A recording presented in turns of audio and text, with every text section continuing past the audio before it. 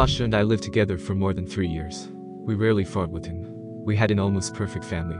The three of us lived together. I have a son, Lyasha, from my first marriage. He turned 9 this spring. Now Sasha and I are separated, and it all happened because of my son. We were even going to file for marriage registration. We started going out with Sasha when Lyasha was not even 6 years old. And although Sasha has a very peculiar character, he was able to make friends with my son. Lyasha was such an age that he really needed a father. We started to live together. Sasha treated my son well, was engaged in his upbringing. He did all this in moderation, and I didn't interfere with him. But in the summer a situation happened which caused us to part. What happened was this. Our town is not very big, so the kids go for walks in the yard in a big group. We used to walk like that too. Now kids, just like we did when we were kids, feed homeless animals. There are fewer of them now than there were in our childhood, but they still exist. And in the summer in our yard there was a little mud. The boys named it Shirk. Shirk was very kind. Sasha decided to use it for educational purposes. First he printed out ads and they hung them with the guys everywhere. Announcements that the dog was lost. She had a home after all. Sasha told the boys. Someone is looking for him. We need to make sure that Shirk came back to his owners. The boys listened with admiration to Sasha. Alyosha was very proud of his uncle Sasha. Not even all children can have such good fathers. Then Sasha together with the boys built a nice house for Shirk. Then Sasha took Shirk together with Lyasha to the vet to make sure the dog was healthy.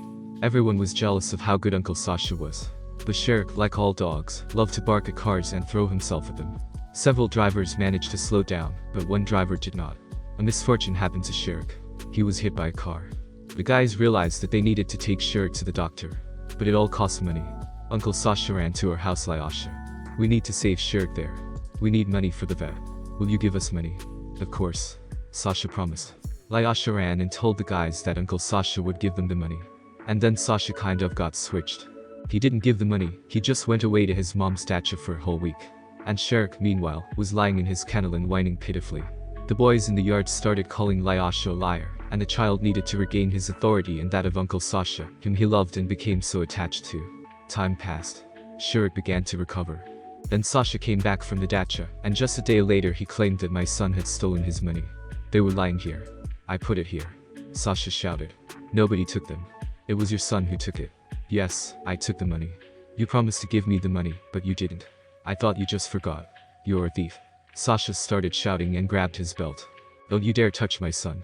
You promised to give money and you didn't. My son is not guilty of anything.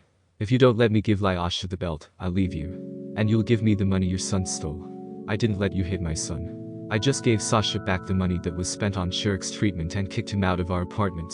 I may still have many men, but I only have one son. And I would never betray him.